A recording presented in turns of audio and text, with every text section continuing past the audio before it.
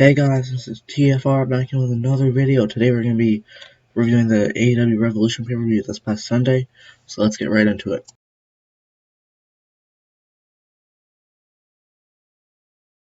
So the first match on the card was the Young Bucks versus Y2 MJF versus Jericho and MJF for the AEW tag titles, right? So there was some big things in this match, such as a hot tag. There was a double suplex where Jericho and MJF started sticking the middle finger afterwards. Wardlow got involved a couple times. There was some Canadian destroyers and Avalanche blackout. MJF was able to prevent the Spike Tombstone piledriver or Meltzer driver at one point. Jericho had the Lion Tamer locked in at one point. Like there was a bunch of stuff.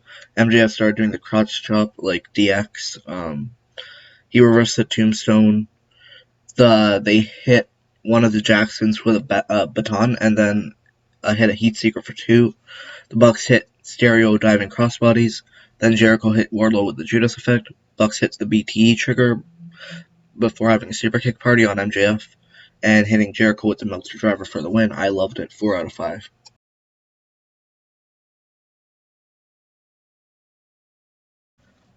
So for this, if it wasn't highly noteworthy, the elimination, I'm not going to bring it up. And same with the thing, right? So as a tag team casino battle royale, the winners would get a shot at the AEW tag titles. So Natural Nightmares, Rhodes, and Marshall were out against Dark Order. I'm pretty sure this one was not Uno and Grayson. 5 and 10. Yeah, right. So they were out first. Then it was Ortiz and Santana. Then Saito brothers, and then Grayson and Uno came out, right? And then the Gun Club and then the Gun Club, and then the Saito brothers. Then Private Party came out. Then Varsity Blondes. But then the first noteworthy thing I remember was QT eliminating Gun Club, part of their own family, the Nightmare family. Dustin then got a little bit angry at him, so he left. He eliminated himself. And then Bear County came out. I love these guys. I'm such a big fan of them, honestly. Um, then Jurassic Express came out. Then Pretty Picture were eliminated. That's Cesar Bintani and Peter Avalon. Then Natural Nightmares were fully eliminated. Dark Order 1 was eliminated, the first team that came out. Then the Butcher eliminated Bear County thanks to a distraction from the Bunny. And then Silver and Reynolds came out. And then the final four were Jungle Boy, John Silver, and Pac and Phoenix, right? They were together as a team. So Silver was eliminated due to a double team effort from, what's their names? Pac and Phoenix. And then Jungle Boy eliminated Pac, and Phoenix eliminated Jungle with a kick. So that was cool. I liked it. I wish they didn't do 1 minute, 30-second intervals. I think it should have been 1 minute, but 4. I mean, actually 3.5 out of 5.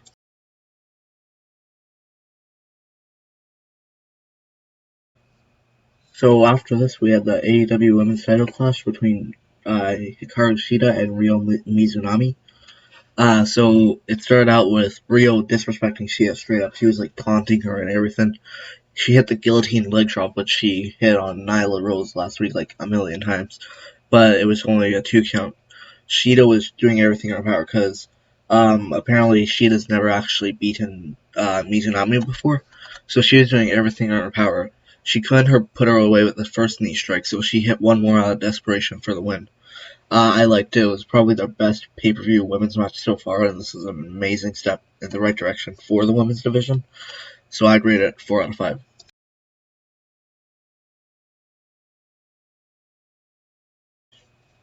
After that, we had Miro and Kip Sabian versus Orange Cassidy and Chuck Taylor. Hopefully, this is the end of this program because it's been going on for like 5 months now. I wish that was just Miro versus Cassidy, but it's still cool. So, what's it called? So, they were both beat up backstage, Cassidy and Taylor. Taylor was the only one who could make it to the ring at first, so he was beat up for a little bit. But then Cassidy made it out. He did an orange punch on Miro.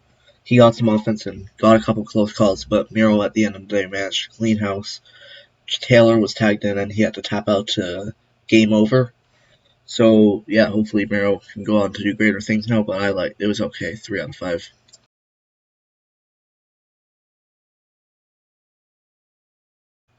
So after that, we had Hangman Page versus Matt Hardy in a big money match. The winner gets to lose with first quarter earnings. So Hangman almost won a couple times, but Hardy got Private Party to interfere. So he almost won with the twist of fate, but it wasn't enough to win. Then the Dark Order came down to even the odds. Hangman fell back at one point after Hardy tossed him over. They pushed him back up so he could hit the buckshot lariat. He won, and then they celebrated with some beer. So, pretty nice. I didn't like the match much. It should have been like 5 minutes shorter. 3 out of 5 though.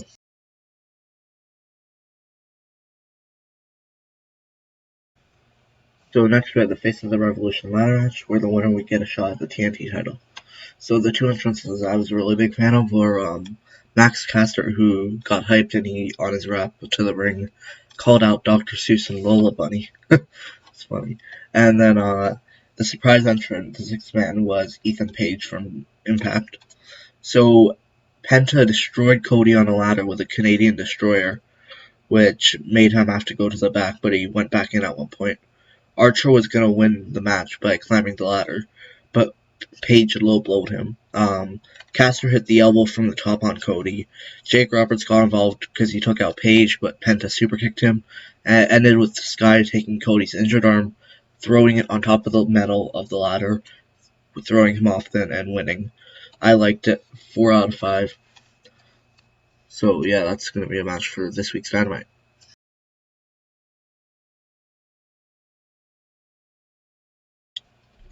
So the surprise signing was Christian Cage, former WWE wrestler known as Christian. It was pretty cool to see. He had a shirt on that said "Outwork Everybody," so that's awesome. It's gonna be cool to see which programs he does quickly. At first, what his first program is.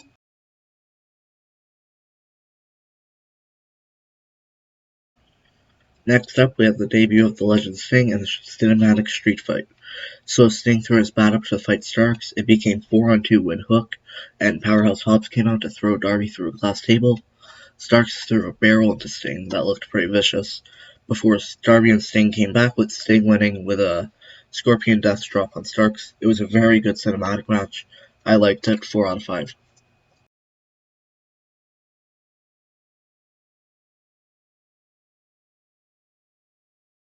After that, we had our main event, Mox vs. Omega Exploding Barbed Wire Deathmatch AEW World Title. So they were trying to send each other into the barbed wire. Omega managed to get an explosion on Mox before locking the figure 4, which Mox broke free using a barbed wire chair. Then he threw Omega twice in the barbed wire in 30 seconds. Mox got really angry. He wrapped his fist in barbed wire. And then he did a paradigm shift to the outside, and because there was explosions everywhere, that caused an explosion. Then Kenny Omega hit a V-trigger and a one-winged angel, which I don't think it's ever been kicked out of. And then Mox managed to put his foot on the rope, but at the end of the day, that caused an explosion as well. So that's how much he was willing to do to not lose. Then the Good Brothers came out, and Omega was able to hit a second one-winged angel to win. Then they left Mox in the ring handcuffed for the ring that was about to explode, because if it was in the ring for 30 minutes, if people were in the ring for 30 minutes, it exploded.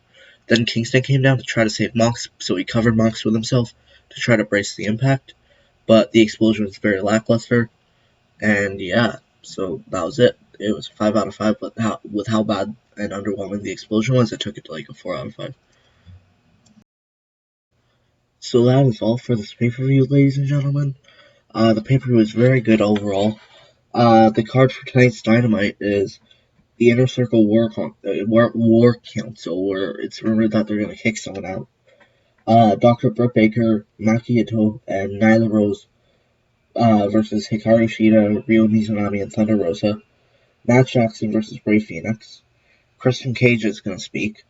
Cody Rhodes will be in action. Darby Allin is going to defend his TNT title against the winner of the Face of the Revolution match, Scorpio Sky. And Ethan Page will face Lee Johnson. So if you guys like this content, make sure you like, subscribe, share, do everything you can. I appreciate all your support. Peace.